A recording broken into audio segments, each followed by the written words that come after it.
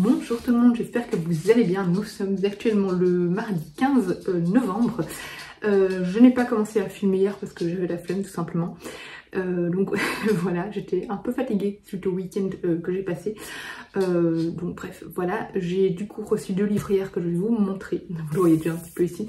J'ai commencé un nouveau livre, j'ai commencé Grand Passage aux éditions Syros de...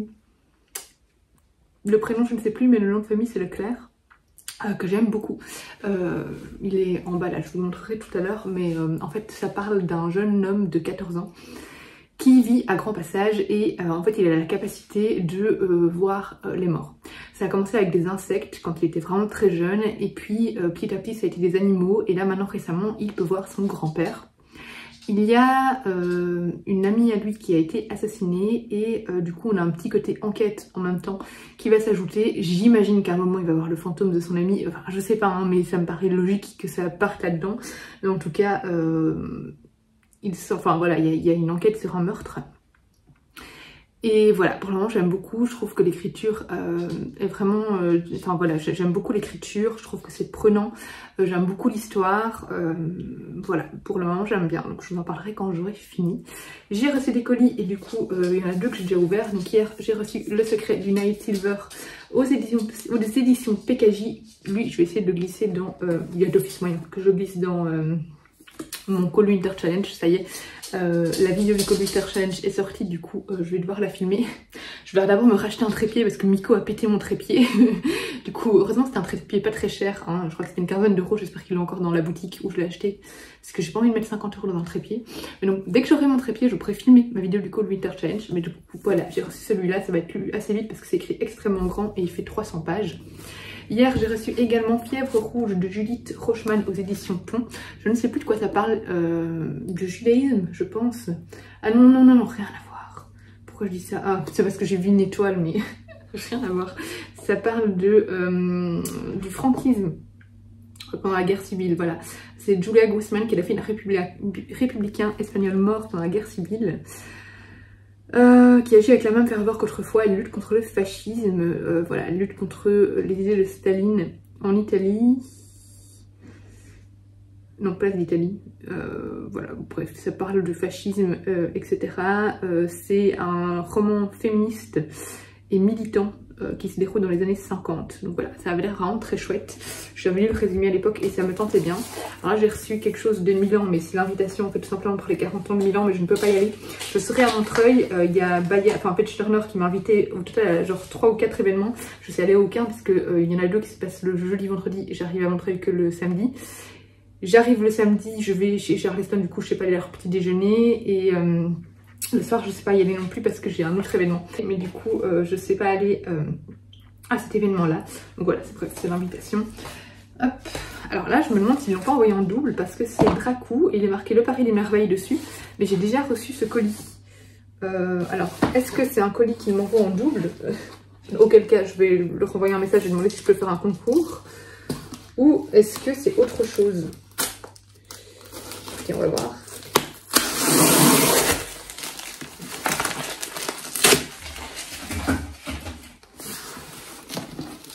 J'ai l'impression qu'ils m'ont envoyé la box des Paris des Merveilles en double.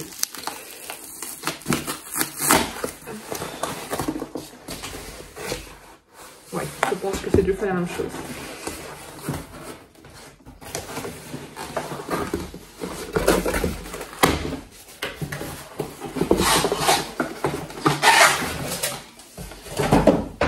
Et je vais l'ouvrir pour voir si le contenu est le même, mais clairement je pense que oui, hein, parce qu'il n'y a pas de tome 2 qui est sorti entre temps. Oh mon vernis.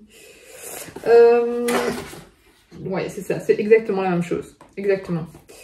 Ici c'est le tome 1, ici c'est bien le tome 1 également.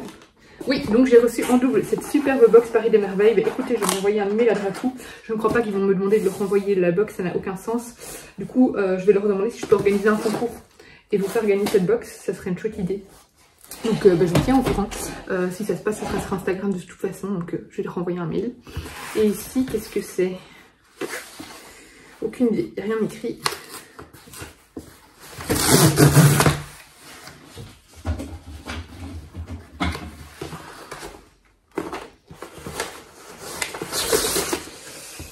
Alors,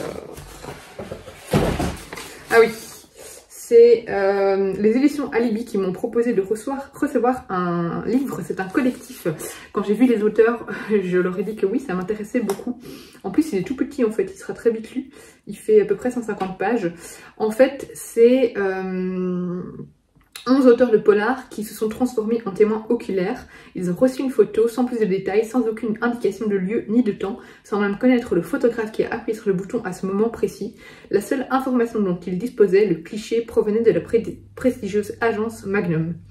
Cette image leur a inspiré une nouvelle noire, parfois très noire, parfois drôle, souvent poétique, toujours surprenante. Du coup, en fait, c'est un recueil de nouvelles avec des grands noms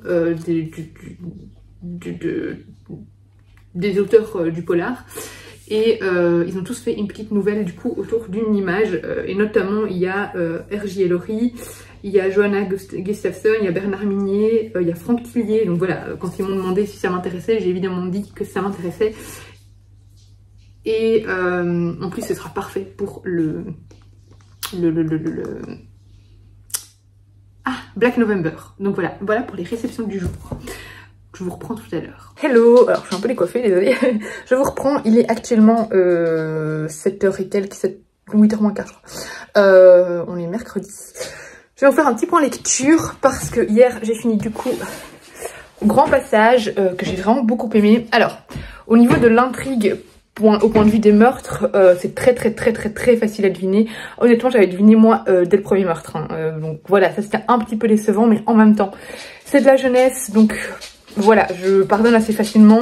Il y a peut-être des scènes un petit peu difficiles quand même. Alors c'est de la jeunesse, mais on va pas fort dans les descriptions au niveau des corps, au niveau des cadavres. Mais voilà, il y a quand même quelques passages difficiles. Je pense pas que des lecteurs de 12 ans pourraient apprécier pleinement ce livre. Je ne sais pas à partir de quel âge c'est plutôt pour des ados, on va dire. Mis à part cette facilité au niveau du dénouement de l'intrigue policière, j'ai trouvé ça vraiment extrêmement bien écrit. Ce que j'ai beaucoup aimé en fait, c'est que moi je m'attendais à ce que l'enfant ici mène l'enquête, enfin l'ado, pas du tout. Les personnages restent vraiment à leur place. Alors vers la fin, oui, il y a quelque chose qui le mène au cœur de l'enquête. Mais bon, voilà, mais je veux dire, il se met pas à enquêter, il se met pas à interroger les gens, etc. Les gens restent vraiment à leur place. C'est la police qui mène l'enquête. Et ça, j'ai trouvé ça très bien, très réaliste. C'est un livre qui aborde vraiment beaucoup de sujets très intéressants, que ce soit la recherche de soi, puisqu'ici on a plusieurs enfants, enfin on en a deux principalement, un qui a été adopté et un autre qui ne connaît pas son père et qui veut absolument connaître son père, et il y a une belle réflexion je trouve autour de ça. On a, j'avais plein de... Hier soir quand je l'ai fini, j'ai plein de trucs à vous dire et là ça ne me revient plus. Oui, on a évidemment le thème de la mort qui est abordé de manière très intéressante. Les animaux sont très présents. Ici ce sont les animaux qui vont être prédominants d'un point de vue fantôme, mais ça reste quand même en arrière-plan en fait. C'est ça qui... En fait, on suit vraiment le quotidien de cet adolescent qui voit ces animaux morts et son grand-père mort, mais ça reste vraiment en second plan de l'intrigue. Je trouve que c'est vraiment...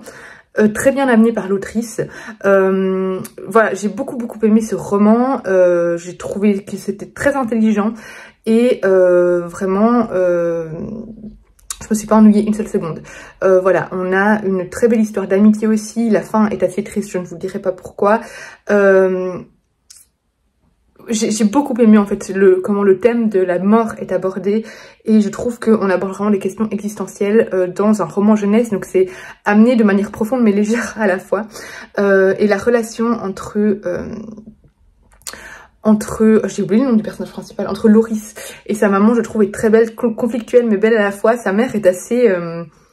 Elle me fait beaucoup rire parce que parfois on dirait que c'est une très jeune maman en fait. Je pense que c'est une très jeune maman parce que parfois elle a des réactions un peu ado en fait, on va dire, dans la manière dont elle parle à son fils en fait. Donc voilà. Et alors ce que j'ai trouvé très beau aussi, c'est cet enfant qui recherche une figure paternelle, qui essaie de la trouver en son beau-père notamment, et je trouve qu'il a fait preuve de beaucoup de maturité et d'immaturité en même temps, qui est normal à son âge. Mais voilà, j'ai trouvé que j'ai beaucoup aimé les personnages de ce roman, vraiment, et c'était très beau. Et clairement, si vous cherchez un roman à l'ambiance hivernale, vous aurez l'ambiance hivernale ici, et il y a aussi une ambiance Noël. Aujourd'hui, je vais commencer Le Dresseur de pierre. qui paraît très gros, mais en fait il fait moins de 500 pages, mais les pages sont très épaisses. Donc voilà, je l'avais dans ma palle, je l'ai mis dans ma palle du Pumpkin Autumn Challenge, et j'aimerais bien l'en sortir parce que ça fait un petit temps là maintenant que je l'ai dans ma palle et j'aimerais le découvrir. Et j'ai oublié de vous parler en fait de Six Assassins de Stephen King parce que je l'ai écouté en audio, et du coup voilà, en fait je l'avais commencé le vendredi passé en audio, vendredi, non je crois que c'était jeudi, enfin bref on s'en fout, et je l'ai beaucoup écouté en marchant dans Paris en fait, parce que j'ai beaucoup marché dans Paris quand j'étais seule, hein, pas avec les filles, et du coup je l'ai fini hier en audio. Ou avant-hier, je ne sais plus, bref, non, avant-hier, en audio. Et voilà, j'ai beaucoup aimé. Ici, ça reprend 4 nouvelles, je sais plus si c'était 3 ou 4 nouvelles de Stephen King. C'est des longues nouvelles, hein. Sur l'audio, ça faisait plusieurs heures. Je sais pas en page ici combien ça, combien ça se chiffre en page, mais c'était des longues nouvelles. Attention, il y en a une qui est très spoilante, qui reprend en fait les personnages, enfin un personnage de la saga Monsieur Mercedes, et aussi l'Outsider que j'ai pas lu. Bon voilà, mais par contre Monsieur Mercedes, je trouve que ça spoil assez fort la saga. Disons la fin de la saga.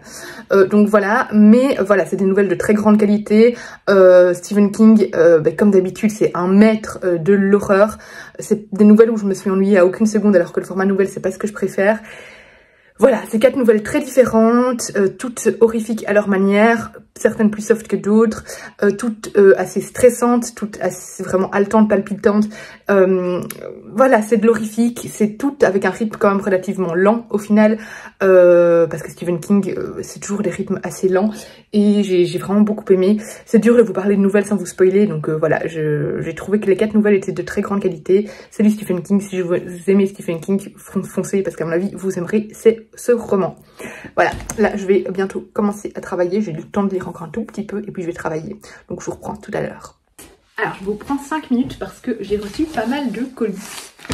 Alors j'ai reçu 3 cadres aussi que j'avais commandés sur je ne sais plus quel site, enfin bref un site de photos etc, mais bon, voilà, c'est des cadres de photos privées de mon voyage en Guadeloupe, donc il n'y a aucune raison de vous les montrer, mais voilà, j'ai reçu 3 colis, de quoi voir ce que c'est, pas 4 colis. À chaque fois qu'il y a PKJ, je me demande, PKJ on a vu c'est les 2 BD que j'attends de Mortal Instruments que j'ai jamais lu en version papier, mais du coup les BD me tentaient bien, donc je pense que c'est ça. Par contre là je ne sais pas de qui ça vient. Ah oui, ça c'est de Alizio, donc qui appartient à tout le groupe Le Duc. Donc c'est sur les traces des grands criminels quand la science mène l'enquête. Ça il sera parfait aussi pour le Black November. C'est un tout petit livre de 172 pages, voilà, qui épluche des dossiers liés à des criminels. Donc voilà, ça avait l'air intéressant. Je ne vais pas m'épancher des heures dessus, hein. Je vais assez vite pour vous les montrer. Ensuite,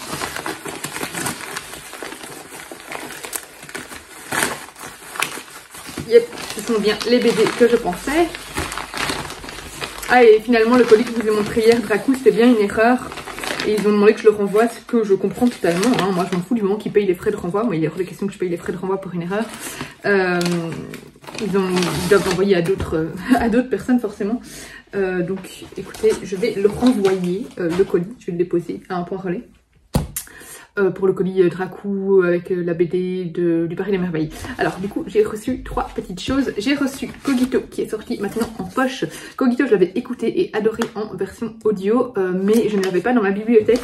Du coup comme j'ai vu qu'il sortait maintenant, enfin qu'il était dans le programme de PKJ, j'ai demandé s'il y avait moyen d'avoir la version poche. Donc voilà, je vais faire une photo et je vais faire ma chronique parce qu'au final je ne l'ai jamais chroniqué sur mon compte Instagram.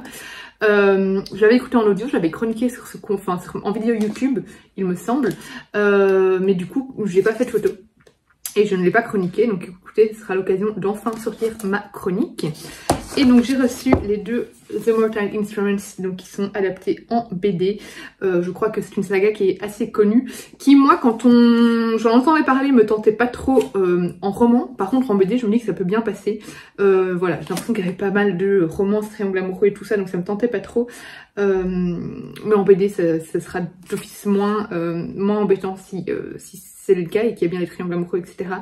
Donc écoutez, je vais enfin découvrir cette saga. Ensuite, nous avons un colis 10-18. Les colis, pour le moment, il y en a beaucoup. Hein. Donc, il s'agit de American Predator de Maureen Callahan, Grand Prix de la littérature policière, sur la piste du tueur en série le plus insoupçonnable des États-Unis. Du coup, j'imagine que c'est une histoire vraie, enfin adaptée d'une histoire vraie. Je ne sais pas, il faudra voir, mais je sais pas si c'est vraiment un tueur en série, elle a écrit l'histoire du tueur en série, ou bien si c'est elle qui a inventé un grand tueur en série. Faudra que je vois, faudra que je lise. Mais donc voilà, celui-là il est aussi parfait pour le Black November, mais je ne peux pas lire tout pour le Black November, mais bon, il est assez court, c'est un thriller, sera assez rapide à mon avis à lire. Et enfin j'ai un colis Dupuis. Hop, qu'est-ce que c'est,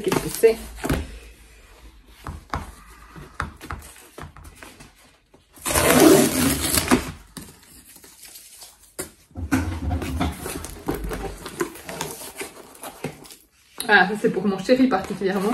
Bon, à chaque fois je dois les lire aussi pour les présenter. Parce que je les demande pour lui, mais bon, voilà, moi je dois les présenter quand même en post Instagram et sur YouTube. Mais donc c'est le nouveau tome de Bug Danny. Ah, je vais pas y arriver. J'ai peur d'abîmer mon permis en sortant. Comme ça.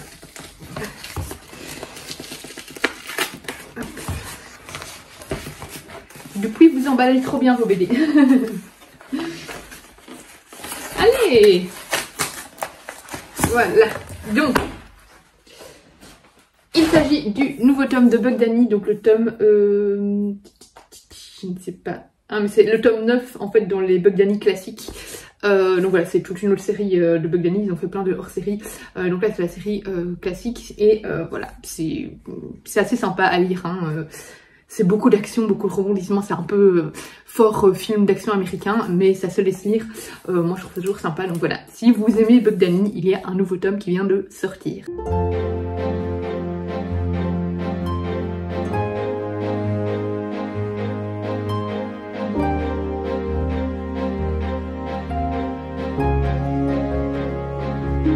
Je viens d'aller en librairie parce que je voulais acheter un livre chez Rajo. Finalement, je suis sortie avec 2.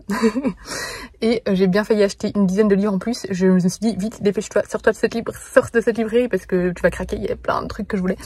Donc voilà.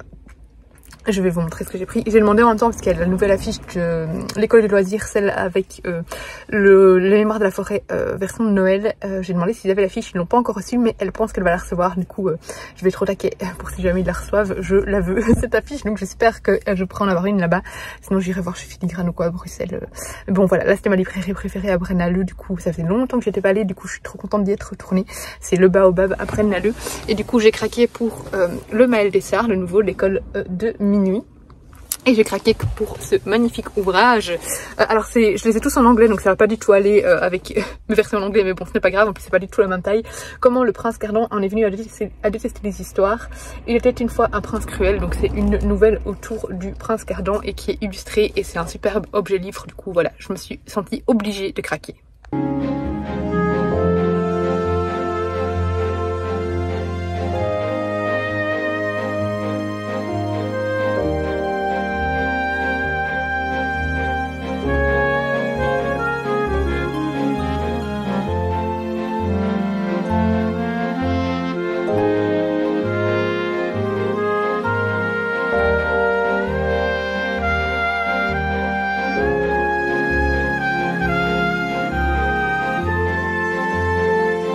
J'ai reçu un super colis, je viens de faire du sport. Un super colis et je sais ce que c'est. Normalement, c'est des biscuits. J'avais fait une story sur Instagram pour rigoler par rapport à des biscuits que j'aimerais bien recevoir. Et une personne trop gentille m'en a envoyé. C'est l'autrice de Charlie, le dernier livre jeunesse que j'avais bien aimé. Et du coup, elle m'a envoyé ça. Je vous remettrai le nom du livre en barre d'infos. Mais voilà, elle est trop gentille. Elle m'a envoyé un colis avec des biscuits. Oh, qu'est-ce qu'il y a dedans? Oh, regarde, il y a une petite carte. Waouh. Regarde tous les biscuits. Oh. T'as vu? Des sablés, saveur citron. Oh, saveur citron. Ici, nous avons... Et c'est tout du fait maison, hein? Attends, maman. Ah oui, mon ange, on va ouvrir la carte, attends. Ici, nous avons des sablés saveur pain d'épices. Miam. Et enfin, nous avons des sablés saveur chocolat sans sucre. Tadam. Waouh. Mais c'est pas tout pour toi, hein, c'est pour maman aussi. Regardez, ah, même ça est intéressée. La jolie carte fait maison aussi. Comme ça, c'est pas pour toi. Oh, je suis pas aidée ici.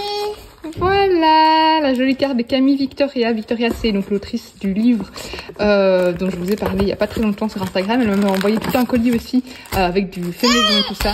Et voilà, c'est vers Luciole le nom de la ville, mais c'est pas le nom du livre. Voilà. Ah, merci beaucoup.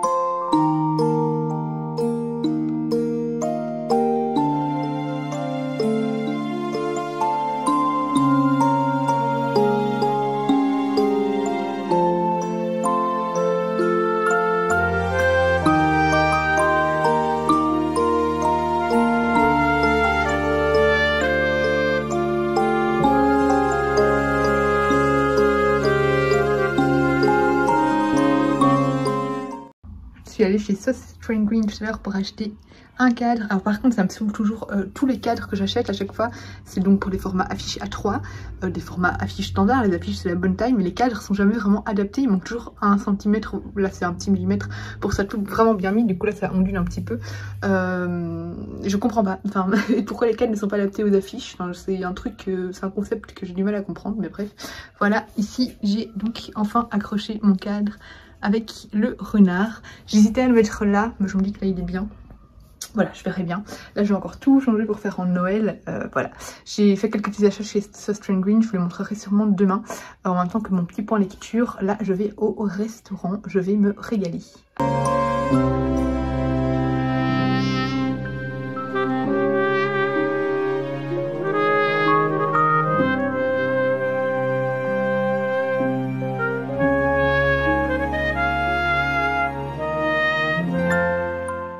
Hello, on est samedi matin, je m'apprête à partir, je comptais faire une matinée de chill parce qu'on n'a pas Enzo.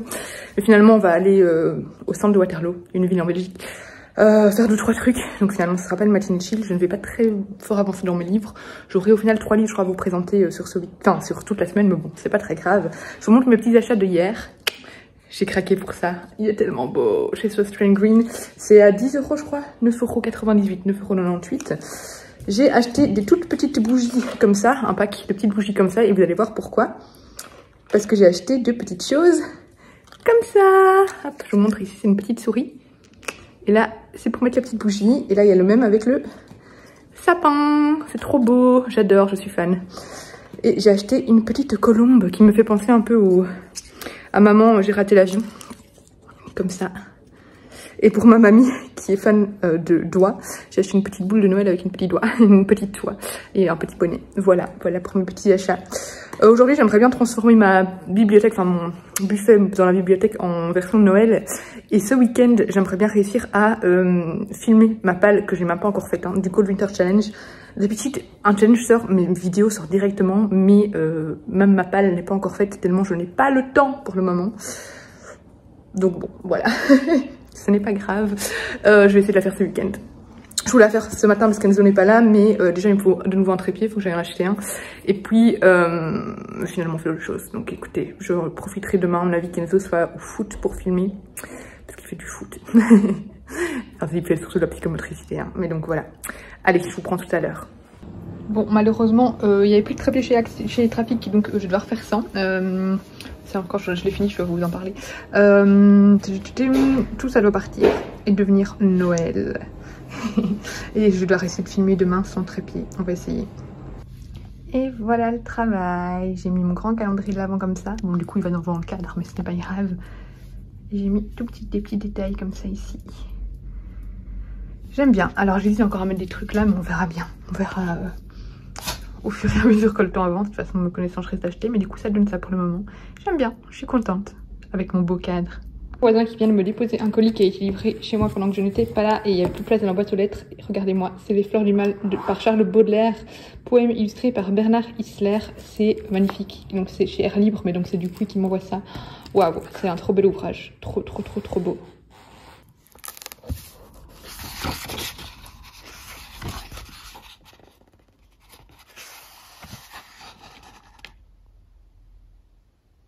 Comment j'ai dû refaire le trépied du coup en attendant, avec plein de scotch. Écoutez, tant que ça tient comme ça, moi je m'en fous, c'est très bien, mais voilà. Bon là je vais filmer, il est presque 9 h du matin, ils sont partis pour le foot, du coup j'en profite vite pour filmer ma vidéo du Pumpkin Autumn, pas du Cold Winter Challenge, et je vais vous faire un point lecture d'ailleurs, enfin maintenant là pour vous lire ce que j'ai lu pour le vlog, mais il fait encore super sombre dans ma bibliothèque, parce que la bibliothèque, la lumière va plutôt dans l'après-midi, arrive plutôt dans l'après-midi, mais j'ai pas le choix là, si je veux filmer tranquillement, faut que je le fasse maintenant, donc je vais essayer de me débrouiller, parce que ça moi je sais pas filmer avec ça, déjà ça m'éblouit, ça me fait mal aux yeux, ça me donne des migraines, mais en plus le truc il se reflète dans mes lunettes, donc c'est ultra laid. Alors on m'a déjà dit qu'il fallait mettre un sur le côté, etc. Mais je préfère la lumière naturelle. Donc voilà. Ça y est, ma pile à lire du Cold Winter Challenge est filmée. Je vais laisser mes petites oreilles pour vous faire mon petit point lecture parce que pourquoi pas. Donc au niveau du point lecture, je dois vous parler de... Youps, 3 livres. Ah oui, et de celui-ci aussi. Je vais commencer du coup par les contes Blanche-Neige et les autres contes de Grimm parce que voilà, j'ai pas grand chose à dire de plus dessus, à part que c'est une édition absolument sublime par Mina Lima. On y revisite du coup les contes les plus connus comme Blanche-Neige, Réponse, Cendrillon, et s'ajoutent dedans des contes de Grimm beaucoup moins connus que je n'avais jamais lus personnellement, et voilà, c'était un vrai retour en enfance, un vrai plaisir, un vrai régal. C'est, enfin voilà, regardez-moi cet objet livre quoi. Ici c'est justement c'est Blanche-Neige, hop, c'est un travail absolument sublime, absolument magnifique. Voilà, c'est une chouette manière de retourner en enfance, c'est un livre qu'on lit avec beaucoup de nostalgie et de découvrir des nouveaux contes et d'en revisiter certains qu'on connaît. Par exemple, dans ceux que je ne connaissais pas, il y avait Neige Blanche et Rose Rouge, La Gardeuse d'Oie. Voilà, alors au niveau des contes... c'est assez vieillot, hein, au niveau des morales, etc. Par moment, enfin, forcément, c'est les contes de Grimm, ça a été écrit il y a longtemps. Voilà, il y a parfois quelques petits problèmes par rapport à nos valeurs actuelles, mais on pardonne facilement puisque ça a été écrit il y a longtemps. Et de toute façon, le côté nostalgique est tellement présent que on en oublie un peu tout ça. Alors, je vais commencer par celui-ci, enfin, je vais continuer par celui-ci, Le Dresseur de Pierre de Philippe Bonera, qui m'a été envoyé par les éditions Kiwi. Je sais pas trop comment vous parler de ce roman, parce que j'y ai trouvé énormément de qualité. Il y a énormément de qualité au niveau de la plume. La plume est très travaillée. C'est vraiment une très belle plume, avec une intrigue assez compliquée. Mais bien ficelé malgré tout, mais c'est une intrigue compliquée, il faut accrocher, enfin voilà, il faut accrocher à cette intrigue, il faut réussir à rentrer dans l'histoire. C'est extrêmement original, j'avais très peur de tomber dans un remake de Outlander, ça n'a rien à voir avec Outlander, on a juste l'histoire des pierres en commun, mais enfin je veux dire, voilà, ça n'a rien à voir avec Outlander. Mais c'est très spécial, voilà, il y a énormément de qualité. Je pense juste qu'il faut réussir à rentrer dans l'histoire. Personnellement, j'ai bien aimé, mais j'ai trouvé le temps long. Passé à un moment, je trouvais que le livre était trop tiré en longueur et partait parfois un peu dans tous les sens et ça me perdait, honnêtement. Après, j'ai trouvé que c'était vraiment un très grand livre, je vais vous faire le résumé juste après, qui sort complètement de l'ordinaire. Voilà, c'est un ovni, ça sort des sentiers battus et c'est sa grande qualité d'ailleurs. L'auteur a énormément d'imagination, mais j'avoue que moi j'ai pas accroché à 100% à l'intrigue et je n'ai pas été pleinement convaincue. Voilà, mais c'est une affinité personnelle, vraiment, parce que le livre a énormément de qualité. Donc ici, c'est Le Dresseur de Pierre. On aborde un peu toutes les vies antérieures, on aborde diverses religions également. Voilà, c'est un vrai voyage à travers différentes époques du temps. On y suit Maël qui va perdre sa famille à cause de la peste et tout semble lié à une statuette. Et quand il va perdre sa famille, il va jurer de ne plus, on est au XVIIIe siècle à ce moment-là, il va jurer de ne plus jamais avoir foi en Dieu. Et il va partir et va s'enfuir et retourner à l'état sauvage. Tout ça est lié à des pierres. En fait, il va toucher une pierre et ça va le transformer complètement. Il va développer des pouvoirs suite à ça. Et en fait, il va finalement être poursuivi par un horrible personnage. Et tout ça remonte à son passé. Voilà, sans vouloir vous en dire plus. Mais donc, il y a un côté magique. Il y a un côté voyage dans le temps parce qu'on a des aperçus des vies antérieures de Maël. Et voilà, c'est vraiment très bien écrit. Mais l'intrigue est compliquée. L'intrigue est compliquée et j'ai trouvé peut-être un peu trop longue. Voilà, je sais pas trop quoi vous dire de plus dessus parce que, en fait, enfin, moi j'ai pas accroché à 100%, mais j'ai pas envie de le démonter parce qu'il est vraiment excellent. C'est juste que personnellement, j'ai pas été pleinement embarquée par l'histoire, mais je pense qu'il pourra plaire. Je pense que voilà, qu'il pourra trouver ses lecteurs et qu'il pourra plaire. Il est sélectionné d'ailleurs au PLIB 2023 dans la sélection pour adultes. Et encore une fois, la plume de l'autrice et de l'auteur, pardon, et elle est magnifique quoi. Vraiment, c'est une très très très belle plume. Ensuite, j'ai lu Comment le prince Cardon en est venu à détester les histoires. Alors quand j'ai publié sur Instagram mon avis, il y a plusieurs personnes qui m'ont contacté pour savoir si on pouvait lire indépendamment des autres livres. Non. Vous comprendrez déjà pas de quoi on parle, vous vous demanderez qui est ce prince Cardon, et en plus ça va vous spoiler complètement sur la trilogie en fait. Parce que clairement là on est après, enfin on est avant, on est aussi dans l'enfance du prince Cardon, mais on est aussi après. Et je vais pas vous dire quoi. Mais du coup, voilà, et ça vous spoilerait sur le dénouement final de cette trilogie. Donc moi, je conseille pas de le lire de manière indépendante. Donc c'est un magnifique ouvrage qui complète vraiment cette saga, qui permet de creuser un peu l'histoire de Prince Cardon, de creuser son caractère. Ça n'apporte pas grand-chose, honnêtement, au niveau de la saga, au niveau de l'intrigue, je trouve que ça n'apporte pas grand chose. Voilà, on a quelques traits du caractère de Cardon qui sont creusés. On a quelques scènes des livres qui sont revues à travers son regard. Et on a des scènes supplémentaires, surtout vers la fin. Vers la fin, on a beaucoup plus d'informations. On a une petite aventure supplémentaire, bonus. Mais ce n'est pas quelque chose vraiment de très inédit. Vous n'allez pas apprendre plein de choses par rapport à la saga, enfin voilà, plein de choses en plus. Mais par contre, c'est un objet de collection et je pense que pour les fans de la saga, c'est vraiment un superbe objet à ajouter à la bibliothèque. Personnellement, j'ai beaucoup aimé ce roman. Je trouve que l'autrice a une plume de conteuse. Vraiment, on est complètement embarqué par toutes ces petites histoires. Et l'objet livre est juste magnifique. Donc je ne peux que vous le conseiller. Et je vais pas vous en dire plus parce que j'ai pas envie de vous spoiler sur la trilogie. Donc voilà. Et hier soir, j'ai lu Masque, le tome 1, Le Masque sans visage, par Joël Jurion et Kit Toussaint, qui est publié chez Le Lombard et que j'ai reçu dans le cadre de la campagne Lisez-vous le Belge, donc voilà, qui est une campagne qui est organisée chaque année en novembre où on essaye de mettre en avant la littérature belge, les maisons d'édition belges, etc. Kit Toussaint, il est belge et Le Lombard est belge. Joël Jurion, j'imagine qu'elle est belge aussi, je ne suis pas sûre. Mais donc ici en fait c'est un très chouette album, enfin une très chouette BD jeunesse dans laquelle on a des adolescents qui vont tous se retrouver liés à des masques, qui vont tous d'une certaine manière tomber sur un masque qui vont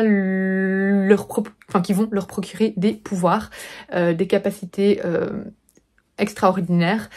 Et forcément, qui dit masque avec des pouvoirs dit beaucoup de personnes malveillantes intéressées par ça. Donc il y a tout un côté aussi de protection de ces masques pour pas qu'ils tombent entre de mauvaises mains. J'ai trouvé ça vraiment très chouette, très bien illustré. On a beaucoup de folklore. Ici, je trouve qu'on a un folklore africain très présent. On a aussi, on a tout ce qui tourne autour de la fête des morts au Mexique. Voilà, c'est très chouette au niveau des illustrations, j'ai vraiment beaucoup aimé. Et voilà, c'est un chouette roman avec plein de rebondissements, une chouette histoire. C'est pour ados à la base, mais personnellement j'ai beaucoup aimé. Et j'ai hâte de connaître la suite. Du coup voilà pour mon petit point lecture. Là je vais commencer un petit livre jeunesse avec les sorcières, je ne me souviens plus du titre, je vous le montrerai après. Je ferai le montage de la vidéo du Cold Winter Challenge, je pense, quand Enzo sera à la sieste. Voilà pour tout ce que j'avais à dire. J'hésitais à lire des BD aujourd'hui ou le petit livre jeunesse, mais je crois que je vais lire le livre jeunesse. Voilà, je crois que je vais faire ça.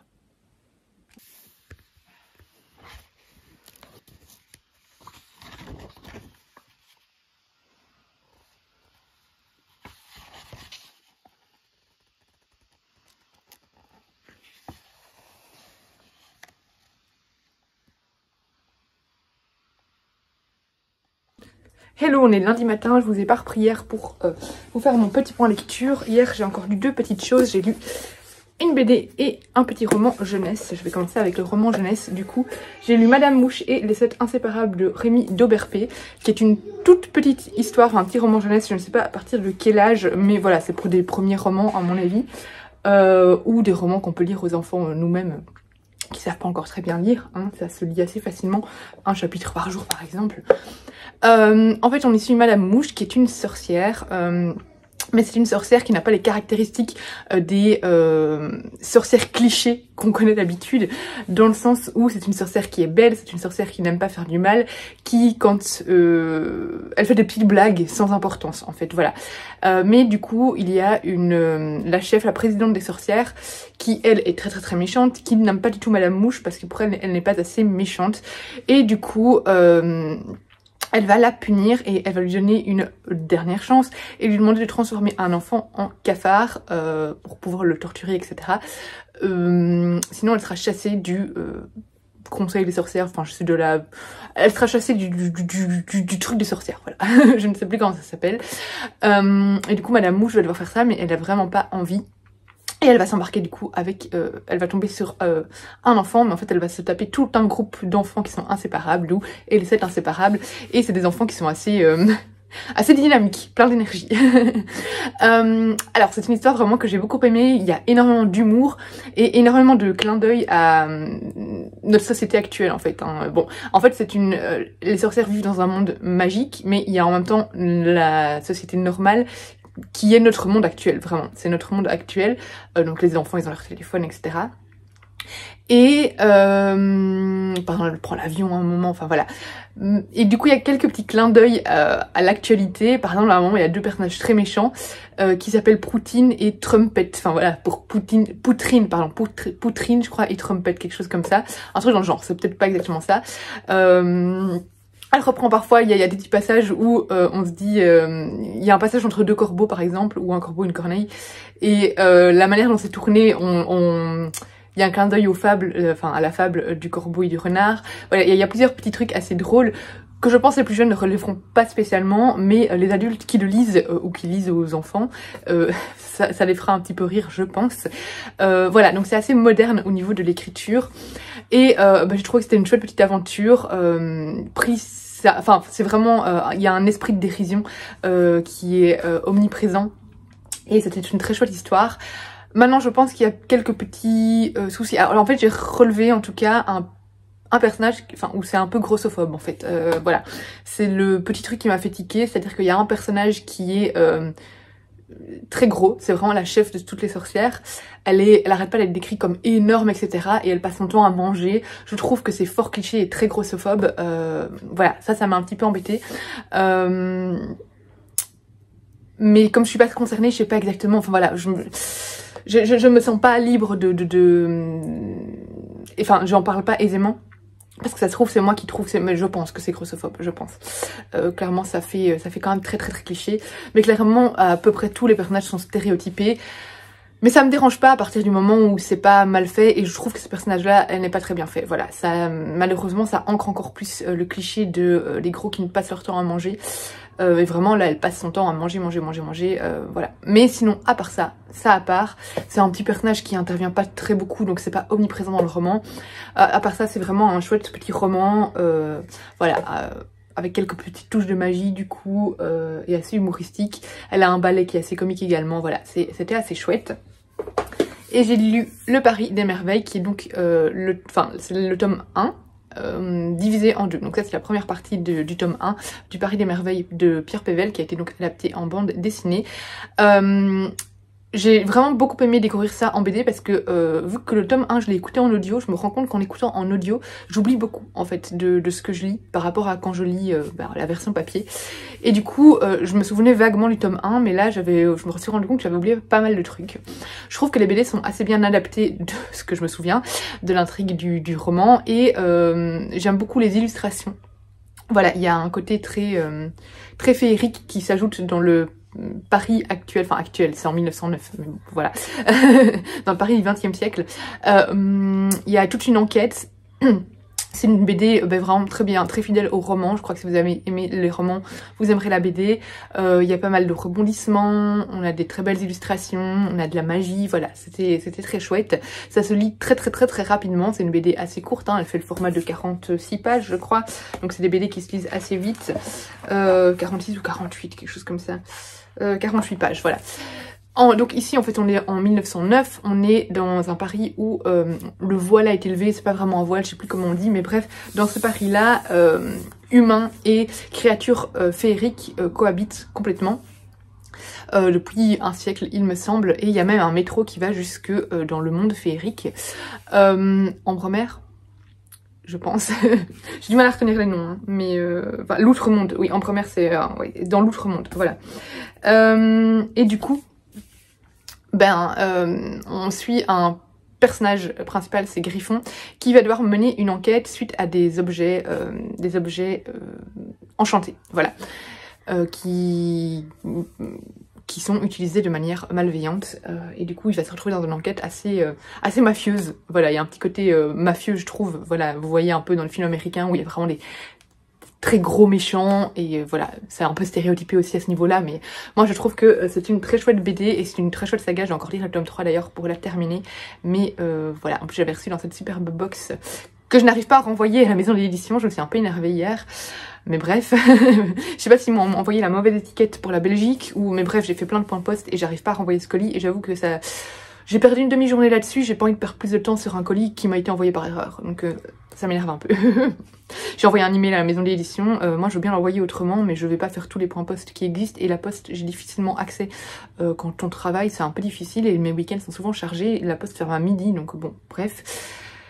Et du coup, je ne sais pas si c'est un problème au niveau de l'étiquette de la poste, si c'est un problème parce que Chronopost c'est pas très présent en Belgique, hein, c'est vraiment pas très développé. Donc moi je peux bien l'envoyer par Mondial Relais, je maîtrise beaucoup plus Mondial Relais, ou s'ils sont à Livre Paris, je veux bien les donner à pas à Livre Paris, à Montreuil. Mais bref, je vais voir avec la maison d'édition, mais il est hors de question que je continue à perdre du temps à essayer d'envoyer un colis.